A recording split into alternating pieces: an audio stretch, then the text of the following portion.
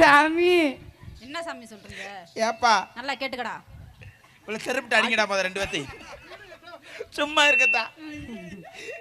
உன் பிள்ளை வீடு கட்டன்னு நினைக்கிறேன். ஐயோ கிடந்து சாமி ஒரு விஷயம் சொல்ல 2 பேருமே மறந்துட்டோம். என்னத்தா இடம் இன்னும் வாங்கல சாமி. அடி புறம்போக்கு முண்டையலா? ஆமா, இடம் வாங்கல.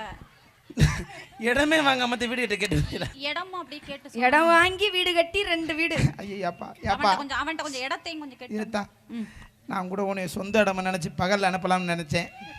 புறம்போக்கடா ஐயோ நீ நைட்டில் தான் போய் 4 பேருக்கு தெரியாமல் நோண்டிட்டு ஓடியாந்துறேன்னா. இப்போ சிங்கிள் வீடுன்னா உன்னை பயப்படாமல் அனுப்பிடுவேன்.